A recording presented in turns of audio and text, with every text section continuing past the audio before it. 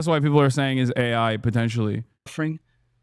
One can imagine a Middle East in which the Abraham Accords eventually reign. So thank you for the opportunity to address. Yeah, this does look like this straight up looks AI. I don't know if it is. I mean, it's the fucking New York Post. They could very easily be duped. But it does feel like AI.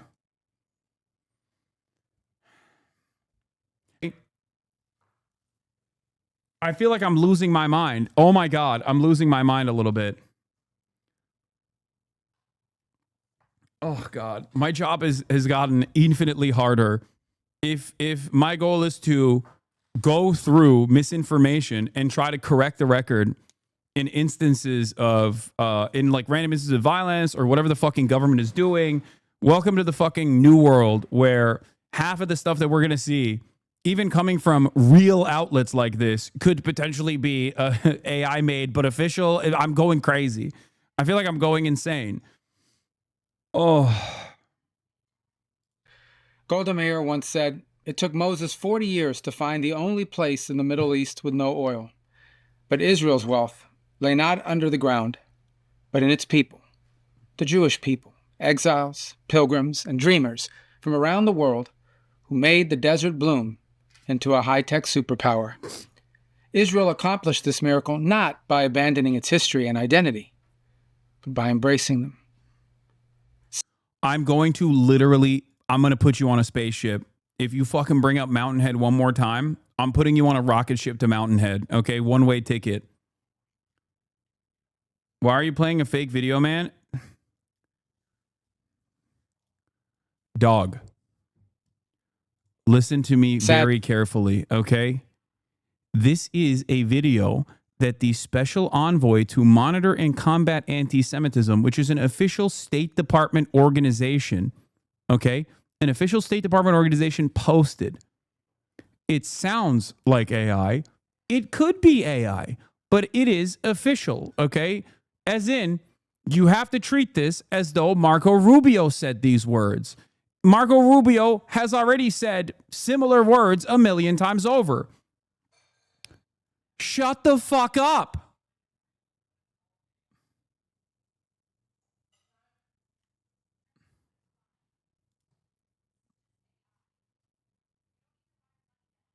Oh my God.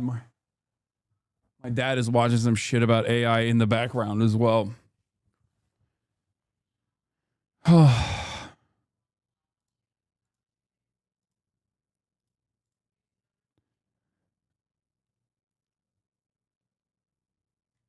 What about this video seems fake? It's the tinny audio and the robotic sounds and the robotic movement that has like an AI. It's similar to how you hear like AI speech. Sadly, some of Israel's neighbors have failed to appreciate how following Israel's example could have brought prosperity to the region. Instead, they chose war. They decided to impoverish their people in a futile effort to destroy Israel. They succeeded in the former, while failing in the latter. Anti-Semitism is the world's oldest bigotry, and given that we are all here today, it is also the world's most futile. Egyptian pharaohs, Roman emperors, Persian shahs, and Middle Eastern despots have sought to destroy the nation of Israel. I'm losing my mind. I'm losing my mind. Dude, we are literally looking at Israel's fascist policies and going, please, can we have that here? We want to have that here. It's actually incredible what they've done. We should do it here. This is fucking insane. What is Kaya? Place.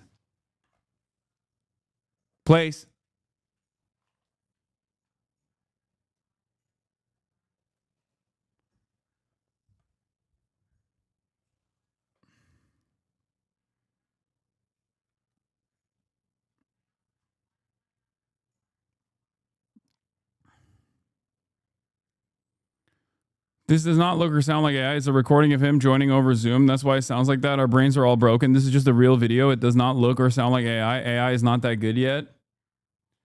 Yeah, anyway. While we were in the process of like trying to figure out whether this is fucking AI or not, regardless, this is a real thing that the administration is doing. Whether or not it's the video is AI or not, it's probably real, and it doesn't matter. It's yes, as some chatters pointed out, it's most likely because it's a Zoom recording. That's why the audio sounds like that, or maybe it's written by AI. That could also be a part of it. It doesn't fucking matter.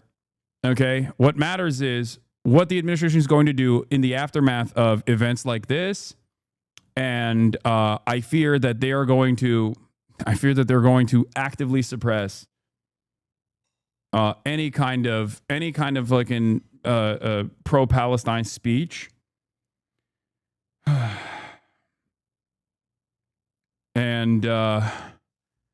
And the fact that the administration is basically saying, like, we need to do what Israel is doing. We need to do what Israel is doing. Israel's doing a great job. We got to do exactly what they're doing. Should be terrifying for Americans, okay? Israel has incredible censorship, even for the Israeli population, okay? They have a military censor.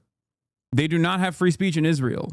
America has free speech. So seeing so many of these, like, supposedly right-wing pro-free speech accounts unironically lap up whatever the fuck the ADL is saying in an effort to get the government to go after people that they don't like, content creators that they don't like, simply because it's a position that I have taken, is insane, okay?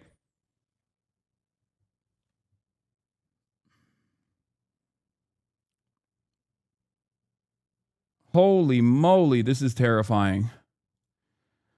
And things he might have in his house that indicate who he's been in contact with, what he's been looking at on the internet, what he's been writing, things that he's been searching in his online search history.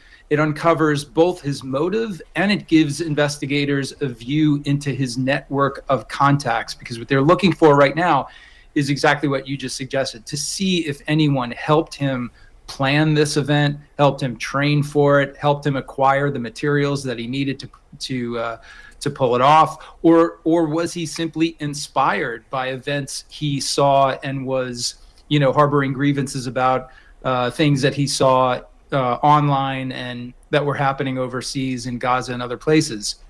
This is going to help investigators understand whether or not he had co-conspirators who might also have culpability in this attack, or if he simply acted alone, lone offender, driven by grievance and, kind of went down this path towards extremism by himself. So a lot of very important questions for them to uncover in the next few days and hours, really. And we know that they're well on their way to doing that with that search warrant. And John, we use the term lone actor. In your experience, and you both have, unfortunately, a lot of experience, fortunately for us, because we get to lean on your expertise, unfortunately, because these things have happened before. I bet the CIA is radicalizing and pushing these guys online. I don't think they need the CIA to get radicalized online. We have no support network for the average person, okay? And an unlimited amount of access to weapons, an incredible predisposition towards doing violent things in general. America's a powder keg. I say this all the fucking time. There's also a backdrop of a live streamed child Holocaust that's taking place on top of everything else.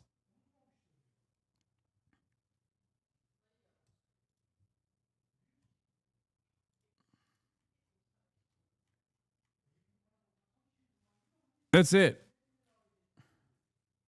When we talk about someone acting alone, how alone? I mean, completely alone, no contact with anyone else, or how often do you start to see some tentacle spreading?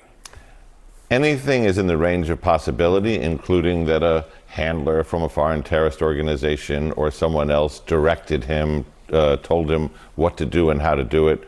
But what we're seeing pretty consistently is the opposite of that, which is people are going online. They are taking in the propaganda, they are considering the calls to violence, and they are going to public events, the Jewish Museum attack. They are picking specific targets. There's a person who is believed to be mentally unstable with a history of drug addiction who jumped over the fence with Molotov cocktails, set the Pennsylvania governor's house on fire after Passover dinner. So we're seeing these repeated incidents of individuals who are working with low-cost firearms, edged weapons, Molotov cocktails, low-tech, not putting together a complicated IED, high impact in that these rudimentary attacks garner a lot of attention. And the targets, Andy, I mean... Yeah, look.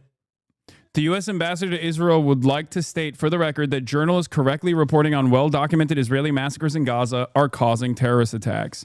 Reckless and irresponsible reporting by major U.S. news outlets are contributing to the anti-Semitic climate that has resulted in the murder of 2 young people at an Israeli embassy event in Washington last month and the attempted murder and terror attack on a group of pro-Israel demonstrators in Colorado Sunday. Without verification of any source other than Hamas and its collaborators, the New York Times, CNN, and Associated Press reported that a number of people seeking to receive humanitarian food box from the Gaza Humanitarian Fund were shot or killed by the Israeli Defense Forces. These reports were false. Drone video and first-hand accounts clearly showed that there were no injuries, no fatalities, no shooting, no chaos. It is Hamas that continues to terrorize and intimidate those who seek food aid. The only source for these misleading, exaggerated, and utterly fabricated stories came from Hamas sources, which are designed to fan the flames of anti-Semitic hate that is arguably contributing to violence against Jews in the United States. Media sources who willingly parrot these libelous allegations should recant their fake news stories, apologize, and pledge to practice actual reporting. Say 10 Am Israel highs for you, okay? Here is Yona Lieberman from If Not Now that presents a great point. The news cycle underway will include countless people talking about how the attack in Boulder came only 10 days after the attack in D.C. In that time, Israel's killed 700 plus people in Gaza. The horrors in Gaza do not justify violence here, but that fact should be known.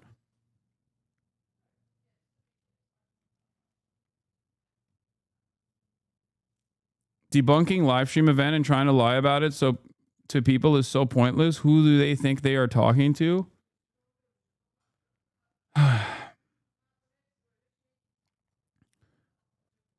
It's so incredible that this is the quiet part being said out loud. There is a reason why Israeli envoys, ambassadors to Israel, and numerous Israeli politicians in the aftermath of violence like this will quickly turn around and say, you know who bears the responsibility here? People who are correctly pointing out Israel's violent actions, because they are the ones who are radicalizing people. Okay? That's an insane statement to make. Like, it's not just people like myself, right? Obviously, the ADL has directed the crosshairs, directed the attention at me specifically. Okay? Because right after the Israeli embassy staffer shooting and right after this, Jonathan Greenblatt goes on television and immediately goes, this is Hassan's fault, which is psychotic. Okay? Jonathan Greenblatt has played a larger role in the dangerous conflation of... Anyway, the video being AI doesn't change the reality that, like, they have unironically... I want to begin. Yeah, special envoy to monitor and combat anti-Semitism officially posted this. So it's probably AI or not. This is literally something that the administration is fucking saying. Okay, you are 6 months behind. Street interview VO6. Nope, you can't tell. Neo Lud, look up VO3 prompt theory. Dude, I know. We watched all of that. I talked about it already. Shut up. Shut the fuck up.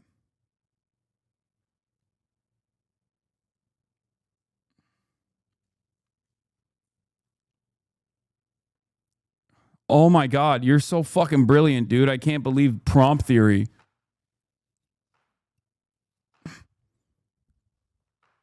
I want to begin by thanking Foreign Minister Saar for this kind invitation, and I regret that I cannot be with you all in person. He literally, dude, this, oh my God, this unironically sounds like fucking AI. It's crazy. Again, this is the official account of the federal government. This is from the official account of the Office of the Special Envoy to Monitor and Combat Anti-Semitism in the United States. This is a part of the Department of State. And it literally sounds like AI, okay? It is going to be, oof.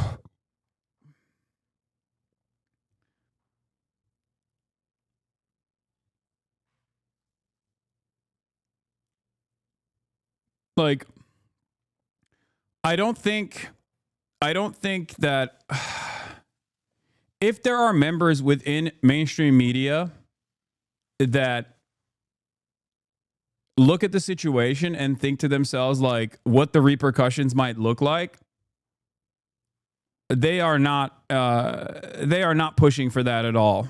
Like, they are not pushing for restraint. A similar thing happened already when this kind of random acts of violence was not taking place. As a matter of fact, hate crimes were taking place against people who were pro-Palestinian under the Biden administration, and they still actively kept repeating over and over again that peaceful non-violent protests on college campuses that were super buttoned up were all actually heinous anti-Semitic acts of violence, the violence that people were being subjected to. Right? They lied about that over and over again, and it gave a massive opening for Donald Trump to abuse and clamp down on as many student protesters as possible and start doing this insane immigration enforcement scheme. And now liberals are either quiet about it, supportive of it, like Deborah Lipstadt, Biden's anti-Semitism envoy, okay? People like that are basically supportive of this kind of thing. And then there are some liberals who go, oh, maybe we're going a bridge too far here. Lightly criticizing the Trump administration's actions. But when moments like this take place, when things like this happen, the media once again kicks into high gear.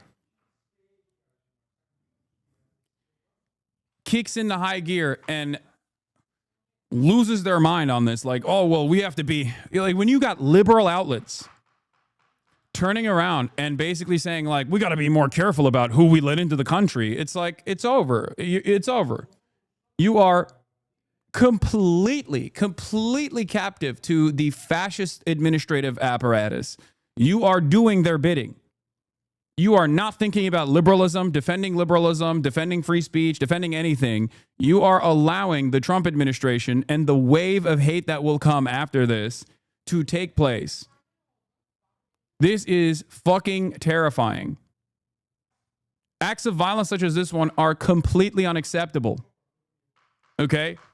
But the way to cover this is to single out this act of violence, say it's abhorrent, say it's unacceptable, instead of just like washing an entire movement with the same fucking brush of violence to make it seem as though anyone that says free Palestine on a college campus is basically trying to light, Jewish Holocaust survivors on fire that are 87 years old. Like, that's psychotic.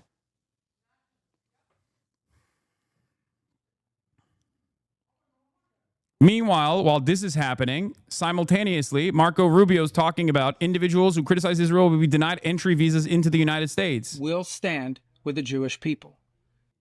We have implemented a vigorous new... This is fake? This is a fake video? I lied. Apparently it's AI. No, I don't care about this video, but this is, first of all, fuck this video, except the processing of people who are criticize Israel is real. That part is not fake.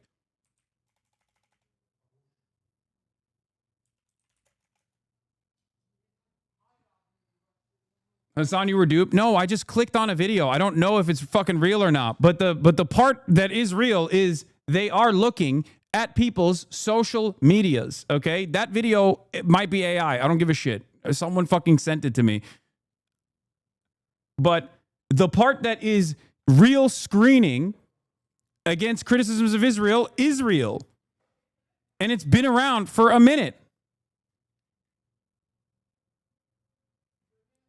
Fuck the AI video. This is real. They've been saying this.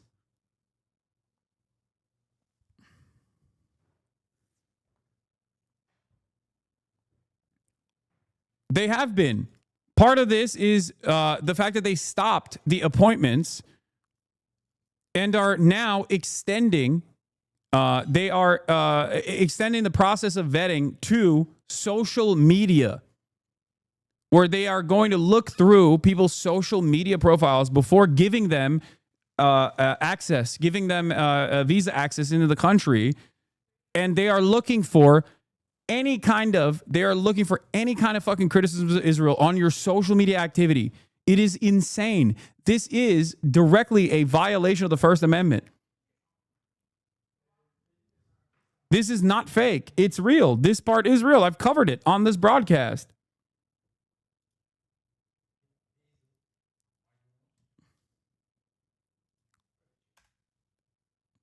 U.S. Secretary of State Marco Rubio has instructed U.S. diplomats to scrutinize visa applicants' social media for criticism of the U.S. and Israel. The New York Times reports. Yeah, this is all the way back in fucking April.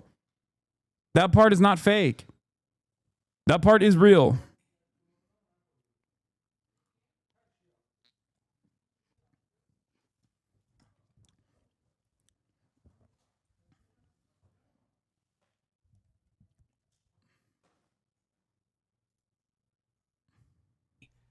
We are holding international organizations and nations accountable for rhetoric against Israel that resurfaces in the manifesto of monsters, like Iran and Sarah's killer.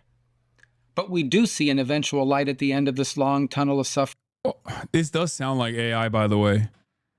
This does unironically sound like AI. Like it has the markings of a fucking AI video. Like it sounds, when like the robotic AI speech pattern, it has the robotic AI speech pattern. It also has the tint, like what is it called? It's not the dead eyes and the weird mouth movements. He is already, that's just him. He's a soulless monster. But yeah, there is a specific like tinny sound to AI audio, to AI audio. Like it sounds like it's coming out of a tin can almost.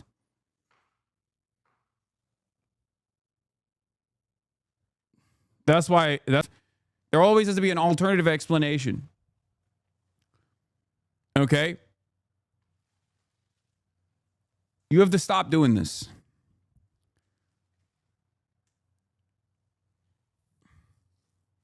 The other reason why people say this is because they understand that this is a ridiculous instance of violence that is horrifying and also horrible. It's horrifying.